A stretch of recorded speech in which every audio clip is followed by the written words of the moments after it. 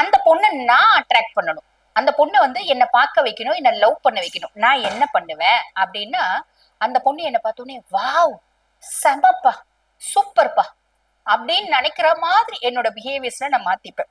இது எப்படி பண்ணுவேன், நான் அந்த பொண்ணு முன்னாடி பல தில்லாலங்கடி வேலை எல்லாம் செய்வேன் அப்படின்னு சொல்லலாம்.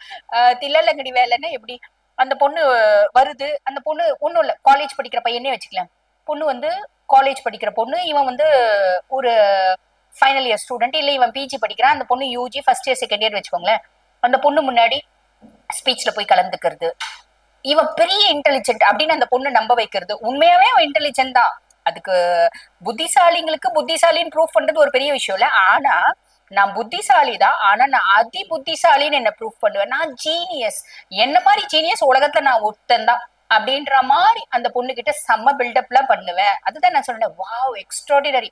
என்ன அந்த பொண்ணு ஒரு மயக்க நிலைக்கு கொண்டு போவேன், செடியூஸ் பண்ணுவேன் என்னோட புத்திசாலித்தனத்தினால அப்படின்னு சொல்லலாம்.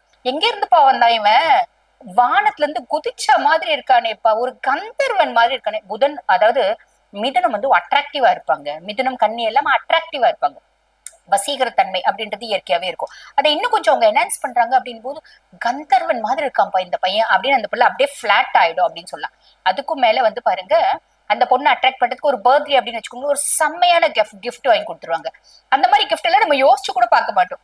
அந்த மாதிரி ஒரு அட்ராக்டிவான கிஃப்ட் இப்படி கூட யோசிக்க முடியுமா, அந்த மாதிரி ஒரு வாவ் வேற லெவல் கிஃப்ட் அப்படின்ற மாதிரி இம்ப்ரெஸ் பண்றது, காசை பத்தி எல்லாம் யோசிக்கவே மாட்டாங்க.